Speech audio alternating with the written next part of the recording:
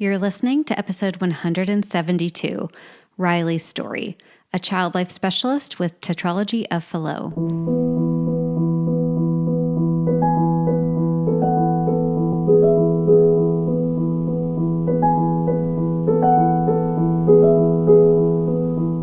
Hello, my friends. Welcome to Child Life on Call. This podcast is a safe place for parents to share their stories about what it's like to have a child that has a medical experience, diagnosis, disease, and or everything in between. We know there's power in sharing stories, and that power multiplies when you can listen to other parents who have walked a similar path to yours. Giving and getting advice is great, but hearing how another parent navigates the complexities and nuances of healthcare is even better. As a child life specialist, my role is to support, validate, and provide emotionally safe spaces for kids and their families, and I am so honored to be on this journey with you. In addition to parent stories, we sprinkle in some expert episodes every now and again that have content for both parents and professionals in the field of healthcare, all with the mission to empower parents to be confident advocates and partners with the care team during healthcare experiences. We're so glad you're here. Hello, my friends. I am so happy that you're here with me today, and I get to share the mic with another child life specialist, which is always a really fun opportunity. We're going to be sprinkling a bit more of these into our interviews in the coming months, so I hope you enjoy this one. This one is especially impactful for me because it's really fun to watch child life specialists come into the profession with not only this incredible academic experience that I missed out on, honestly, but they just come so well prepared. And then you get to meet somebody like Rylee, who comes with her own perspective, her own healthcare journey, and the way that she is able to cope with her own experiences, separate and beautifully blend them into what she does for her own patients in the hospital is really something special and inspiring for me to see. So Rylee, I've loved getting to know you. Special shout out to Duke Children's Hospital where you're working. And I just really want to thank you for being so open, so vulnerable, and sharing with parents what it was like for you as a cardiac kid with Tetralogy of Fallot. All right, we'll get started. Before we jump into the episode, I wanted to let you guys know that if you are a parent, a child life specialist, or professional working with children, you're going to want the hospital or physician's office or urgent care that you take your kids to have the Child Life On Call app. It is an evidence-based tool designed to empower children and families during medical experiences. And 100% of the child life specialists who have used this app believe that it can help with expanding child life's reach beyond the bedside. And 100% of child life specialists believe it helps parents feel more empowered in their child's care. Learn how to get the Child Life On Call app for your facility or doctor's office by going to childlifeoncall.com/partners. My name is Rylee, and I am currently a child life specialist at Duke Children's Hospital. This is a very recent update, but I'm currently working on the pediatric cardiac step-down unit and pediatric cardiac ICU, which has been my dream to be full circle. Yeah. But I was born with Tetralogy of Fallot and have had my own journey regarding that. And at the age of 14, I went in for a valve replacement and was lucky enough to meet a child life specialist during my time in the hospital. And ever since that interaction, I was like, I want to do that. So here we are. What was it? 9 years ago now? 9 years later, certified child life specialist working on a cardiac unit, which is really exciting. Oh my gosh. Well, congratulations for, kind of achieving your dream goal at such a young age. That's really, really cool. So I'm so interested kind of in your perspective and working with families now, but can you take us back to maybe one of your earliest memories and finding out that you had Tetralogy of Fallot, what that meant, and what are some of your earliest memories there?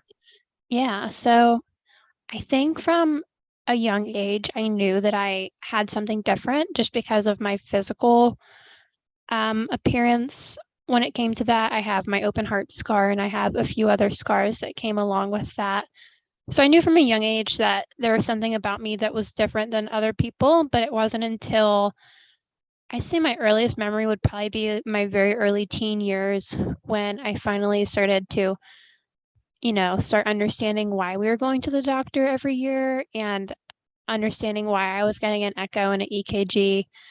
But I think the time in which I really fully processed that I have Tetralogy of Flow and this is what my life is going to look like was when I went in for my annual appointment when I was 13 and I had to get an MRI and they said it's time for surgery number 2.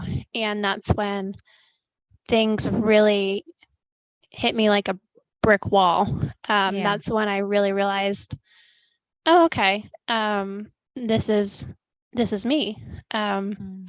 Yeah, so that's what that kind of looked like. Yeah. Um, I'm so curious, you know, um, tell us a little bit about that understanding that something was different and that you required kind of this extra medical care. Were you someone who was like really hungry for information?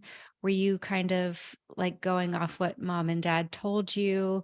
Mm. Are you somebody who is like, I just wanted to show up and get it done and over with? How did you cope with that, I guess, at that age, 13, 14, when you were going through kind of that recognition of what was going on? Yeah, so I think me personally, I really was avoidant to it all. I hated going to doctor's appointments. I hated being touched. I hated seeing the cardiac diagrams on the walls in the doctor's offices. Um, I hated the sound that the echo would make of the blood swooshing. Um, I would say I was entirely avoidant. And I was forced to face that when I literally had to sign off for my procedure that I got when I was 14. And I personally had to read over what was going to happen to me step by step. Um, and that was definitely a lot to process, especially for someone that is very avoidant with my personal medical care. Hmm. That's really interesting. Yeah. And yeah. So you obviously signed the consent forms. You Mm-hmm. knew what was going to happen. In your mind, was what you read on the consent form and what happened during your surgery and your recovery very similar, or was it a different experience than, I don't know if you know what to expect, right? It's like Mm-hmm. becoming a parent. Like you've heard about it, you've read about it, but like you Yeah. don't know till you go through it. What was that like for you? So this is the time in which I had I wish I had a pre-op child life specialist that kind of called me and would have given me a heads up before it actually happened. When I read the consent, it was definitely not child friendly. It was Mhm. mumbo jumbo, and they either told me you sign it because it wasn't fully approved yet, so I had to sign off on it regardless of my age, or I was going to have to do open heart. So I signed it regardless, but I didn't understand really what this was going to entail for me. I remember waking up from surgery. Well, to even go back, honestly, I remember the morning of surgery. It was 5 in the morning, and everyone in the car was so quiet driving to the hospital. Yeah. And we get there and we're in pre op. And to add to this, I have a huge needle phobia. Mm. So getting the IV was traumatizing. And I remember seeing my mom and dad crying as they walked me back to the OR doors. And I remember waking up and there being another IV in my hand. And I just remember feeling super uncomfortable. Yeah. And I just honestly wish I had more education about what was going to be next, thinking back on it now. Yeah. No one really talked to me about what post op would look like or about any of the sensations I would be feeling or about the items that would be in the room that I was seeing or having to have nurses assist me with everything. Um, that was definitely something that I almost felt blindsided with. Hmm. Yeah, that's a big word. Like Mm-hmm. to be blindsided after you've signed a consent form. I think a lot of parents and other teens who do that feel the same way too, right? It's Mm-hmm. like what you and I know now, though, is there's so much that can be done ahead of Mm-hmm. time, For sure. and maybe the old way of thinking is like, no, it's too scary for kids to understand. But what's scary is being blindsided.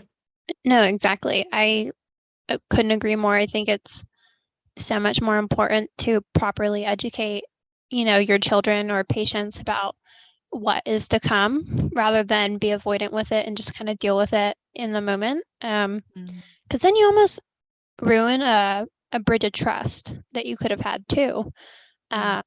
with that patient. I think it's almost crucial to make sure that, especially in the cardiac world, when you can wake up with so many things, to really inform them of like, this is what it's going to look like when you wake up, but this is how we're also going to support you when you wake up, so they don't feel as alone or isolated in the process. Yeah. I'm so curious about your interaction with that child life specialist Mm-hmm. and what for you was like this aha moment of like, I think, going from being needle phobic, Mm-hmm. avoidant to being like, oh, I want to work in the cardiac ICU one day. Yeah. um I can see, I have no problem seeing stuff when it's not Yeah. my own. Yeah. That's the weird thing about it. But honestly enough, I don't remember much of my interaction with my child life specialist. I think I probably have mentally blocked out that Yeah. experience in my mind. What I do remember is that she brought me a butterfly miniature pillow pet, and Mm. to this day I have it in my bedroom. Wow. Um, and I just remember going home from surgery and I asked my mom, I was like, can you call my doctor and ask him who that lady was that came into my room and what her name, like what her title was, because I really liked her. And so my mom reached out to our doctor, who we had a really good relationship with, and he was able to say, oh, that was blah, blah, blah. She's a child life specialist. And from then I just did my own research on it. And I was like, I think I could do that because I think I could offer a really cool perspective. Yeah. Um, so that was kind of what that looked like. I wish I remembered more about the experience, but I think it's just mentally blocked out in my mind. Yeah. Do you know who she is? Like, have you gotten to talk with her since and told her what you're doing? I have not. I don't remember the name. I don't even Yeah. remember if we were really provided with a name just for Yeah. confidentiality reasons. Right. Um, I think about it all the time. I know Yeah. I don't work at the hospital and where I was treated at, and I Yeah. wonder if she still works there. Or I actually did my practicum at the hospital I was treated at. Wow. So the whole time I was there, I was like, I wonder if one of these Was specialists it was my them? child life specialist, but they obviously can't tell me if it was or not. So, Yeah. um, but yeah, no, I haven't contacted her at all. But that would be so cool to be able to kind of say, like, you inspired me, and here I am now. Wow.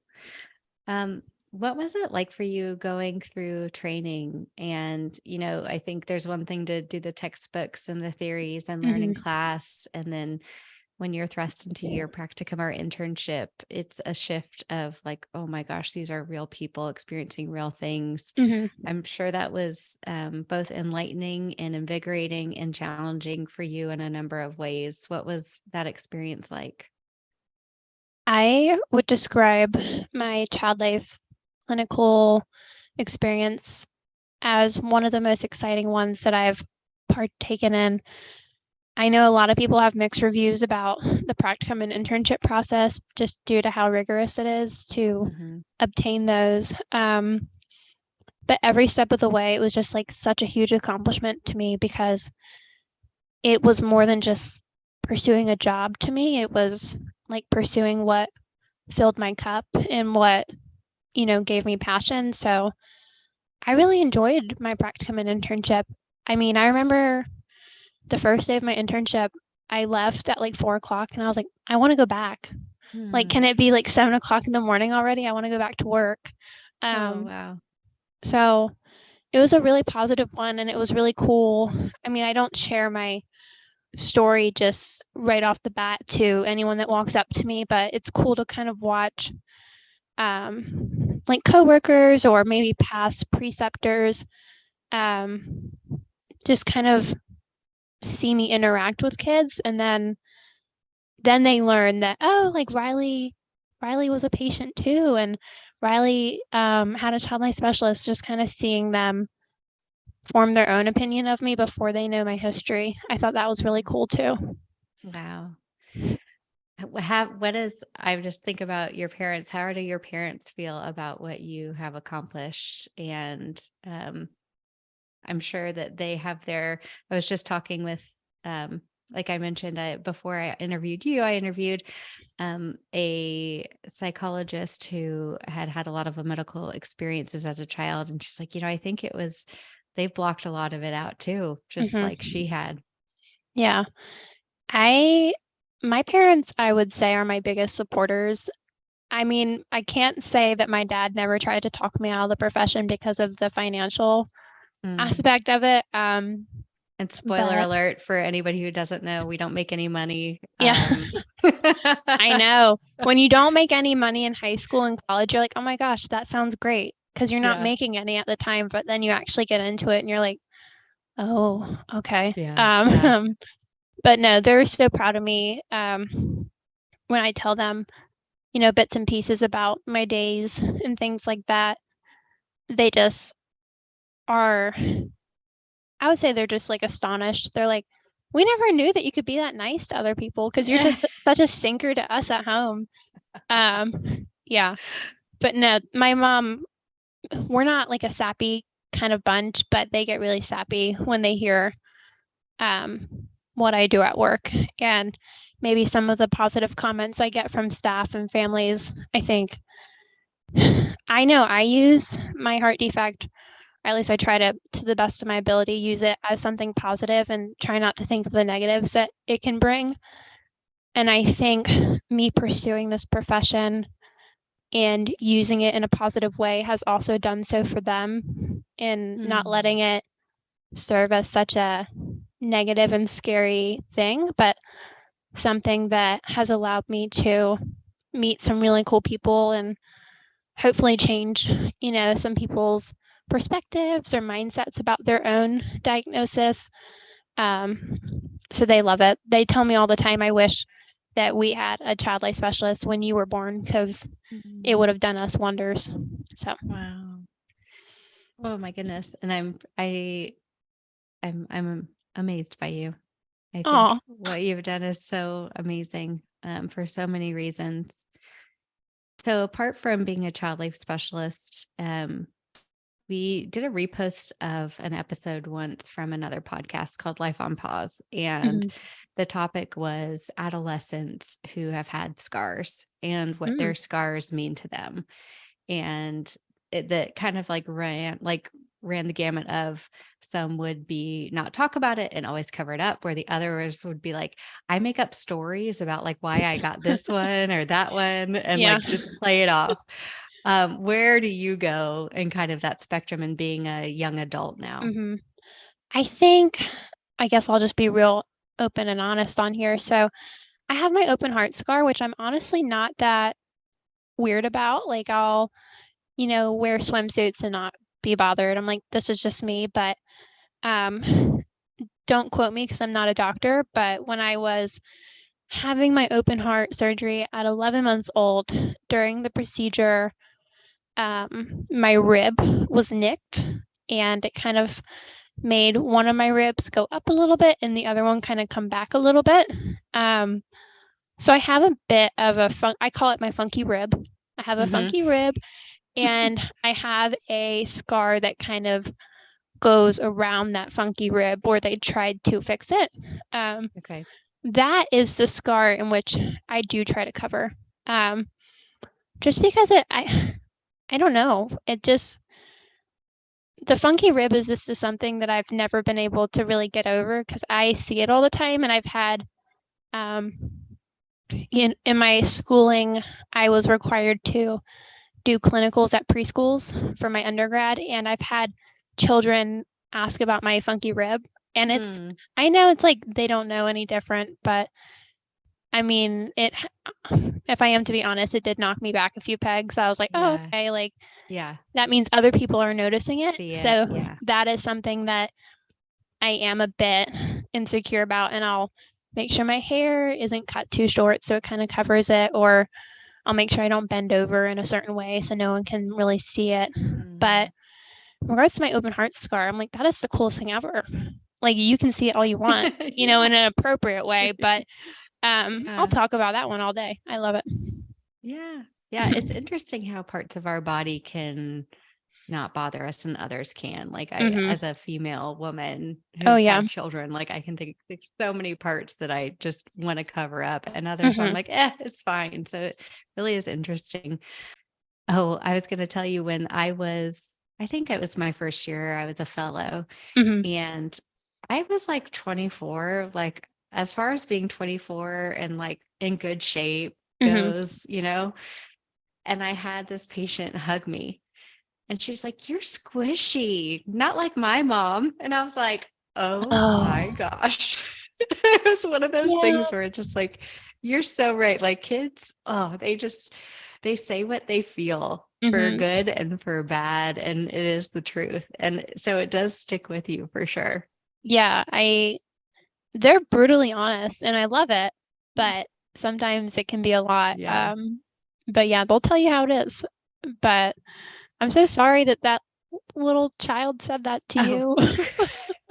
no, she is the most adorable thing. I still think about her all these years later. Yeah. And just like that was her. And like that was her spirit. You know what I mean? Like Mhm. if you had a bad like manicure, she'd tell you, it's Okay. so funny. So I can funny. picture the type of kid now. Yeah. Yes, yes. So working alongside your child life coworkers, your coworkers on the cardiac unit, what are some of your the best parts of your job and some of the most challenging parts? I think the best parts of my job is when I get to tell someone, um, "Oh, yeah, I have tetralogy too," or, "Oh, yeah, Yeah. I have an open heart scar too," and the look on their faces is just like, "What?" Like, the Yeah. parents just look so, like, they're in shock, but they're happy in shock because they're like, "You're a whole adult person, and I've never met anyone that has this or that also has had open heart, and you're standing in front of me, and that just shows me that we can get there too." Yeah. But when the kids hear it or see it, I love when they're like, "Oh, yeah, that's cool, me too," and they show me their scar, or if it's like an older friend, I can just kind of see like a look of confidence, or maybe just like the little smile on their face shows me that maybe they don't feel as isolated as they Mhm. did before. Um, I think that is definitely the best part of the job. I think the not worst part of the job, but something that I have found that is challenging would be trying to separate work from my personal life, and that being me seeing some of these kids that aren't doing so well and seeing, some pretty intense things go down in the unit, and then possibly thinking, man, like I'm due for a valve replacement in the next 5 to 10 years. And that's kind of scary to think about, that my procedure might not go well, or I may wake up Mhm. with some things that I don't want to see or feel. And Yeah. that has been challenging in the aspect of just not letting like worst case scenarios that I'm sadly having to see in the unit creep into my personal thoughts. Mm. Yeah, you probably have to and that doesn't happen overnight, I'm sure, but just really have a really good process Hmm. for feeling those things and making it all real. I don't have a similar experience as far as cardiac goes, but like when I was a child life specialist in the ICU and a 4-year-old drowning came in and I was with my 4-year-old, Mhm. that weekend also at a pool, Yeah. and it's really similar. And I've noticed, like, for me, that's where a lot of my anxiety and depression has come from, is separating that and Mhm. not really understanding it. And so I know as I furthered in my career and became a supervisor, whenever that stuff would come up that was hard, just making sure that both myself and my team took time to, like, think about how hard our Mm. job is and No, how for much sure. we Yeah. see. And, being a nurse is so hard, being a doctor is so hard, and they each come with their own things. But I would say child life and social work and chaplains, our job is to check in on the emotions of the people in the room.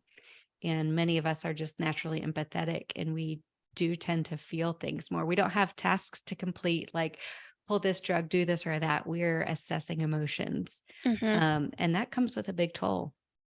Yeah, I couldn't agree more. I think and it's not only that we're doing that for just one patient. We're going Mhm. room to room, doing the same thing over and over, and you could be taking on a lot of a negative emotions in just one day, 1 hour. And I don't know if this relates to any other child life specialist, but me personally, like, I have a really hard time making myself sit down and actually take a break. Yeah. I'm always working, even if I'm eating my lunch. So sometimes I struggle to kind of decompress at work. And I have to remind myself, I'm not going to be a good child life specialist to anyone if I'm not being a good human to myself. And I need to Yeah. just sit and feel my emotions for a second, drink my coffee, Yeah. squeeze a stress ball, Yeah. and then I can go back up to the unit.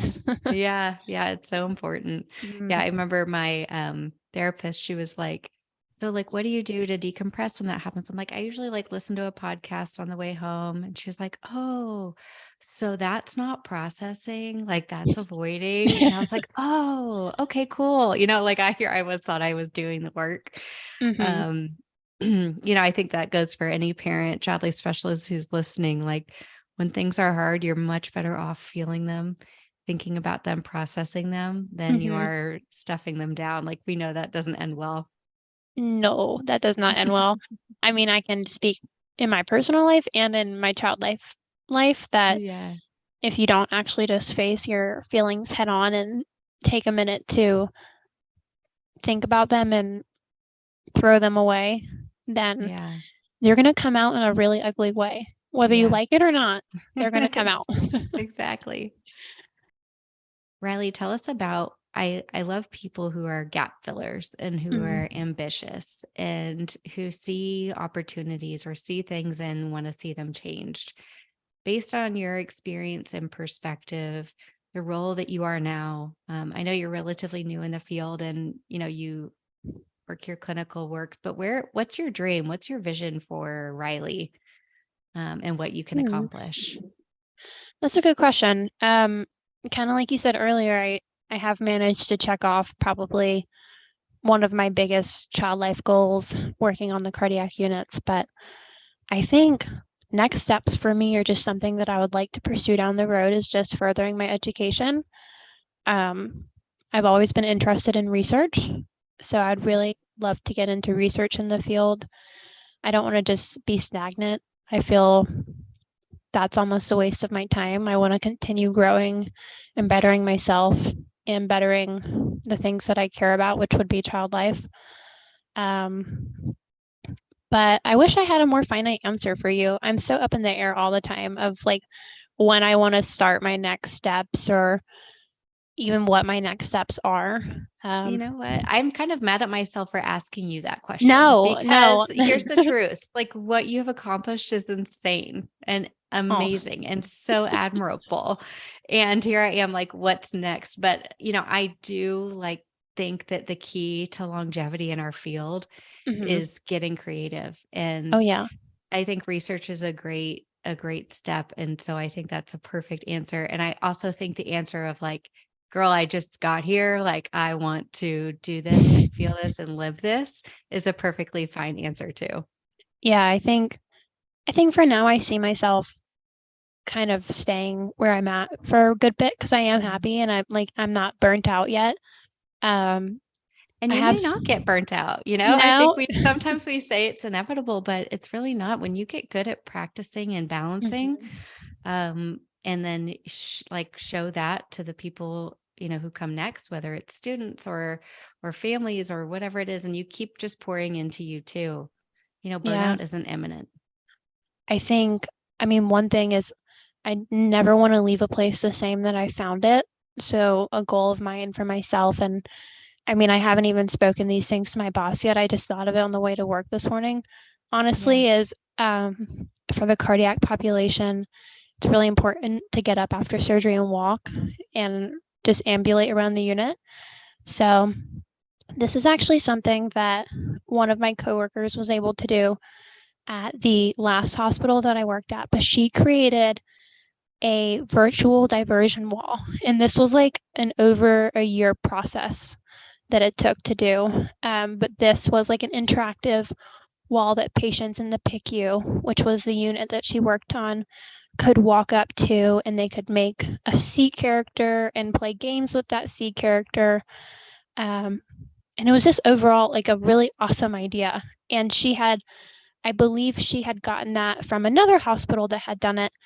And I was thinking this morning on the way to work, I was like, oh my God, what if the PICU, or not the PICU, the cardiac ICU had one of those interactive diversion walls to help encourage patients to get up after surgery to walk around? I think that would be awesome. And I was like, I don't know who I would even have to talk to start this ball rolling.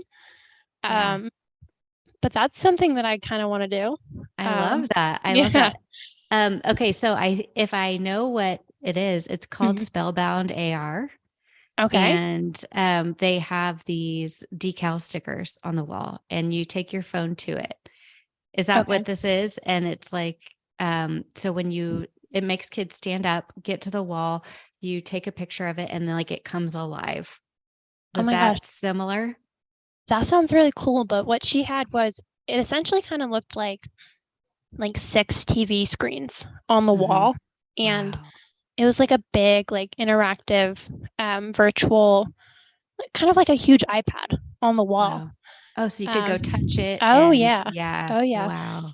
And she had worked on this for over a year. She was my first preceptor during my internship. And so she told me about it, and I was like, that is the coolest thing that I've ever heard. And I think you're the coolest person ever because Yes. who like takes the time to do that? And she Yeah. had worked with these virtual reality guys to come up with every single nitty gritty detail possible for this thing. So I just thought that would be something cool that cardiac patients could benefit from to help encourage kids. Absolutely. Because that's I like love one that. thing that I'm always struggling with is they'll ask me, they're like, Rylee, can you go get something to help this patient walk? And whatever I get, just like I feel like doesn't always do the trick. Like they just are Yeah. genuinely scared. They don't want to walk. They have all these cords on them, and I get it. But how Yeah. cool would it be to go walk and make your own like virtual I, reality friend on a huge iPad on the wall? I love that. Yeah. So, okay, just like some advice. So, if you go to grantwatch.com, Okay. hashtag not sponsored, but they're the best that I have found for grants. And so you can search like healthcare, children, pediatrics, and then you could potentially get a grant to fund a project like that. And then Oh. that also sounds like a really interesting research project too, to kind of combine Mhm. your two interests and then seeing like, does this wall get kids out of bed faster? And starting with like 5 patients. I think that would be so cool. Wow. Okay. That's awesome. Thank you for sharing that with me. Yeah, of course. I love that. Well, there's no doubt you're going to leave any room you walk into better than you found it, including this podcast. So I'm so grateful that you were here today. I don't know if you like to share on social media, but if you want people to follow you, is there someplace where people can do that? I don't have a personal child life Instagram, so there isn't really any place that they could follow me at. Um, if you are a mom or a father and you have questions, and if you have a child who has a cardiac condition and you just kind of want to pick my brain a little bit, you're more than welcome to message me. It's at Rylee Neal on Instagram, and I'm happy to serve as a virtual kind of support or just a friend for you guys if you have any questions. That's so generous. Oh my goodness, so generous. Well, thank you so much, Rylee, and thanks for what you do and what you've accomplished. And I'm just so grateful that I get to meet you. Are you coming to Texas by chance for the Child Life Conference? No, I wish I was. I think since I am newer in the field, I don't need those PDUs as quickly as some other people might need them. Yeah. But I would love to go to conference at some point in my career. So I love that. I love that. I know I'll see you presenting there at some point. So oh gosh, if I'm presenting there, then I don't know. I must have mustered up a lot of motivation because that takes a lot. But it does. Well, thank you, Rylee. I loved having you. All right. Thank you, Katie. I appreciate it.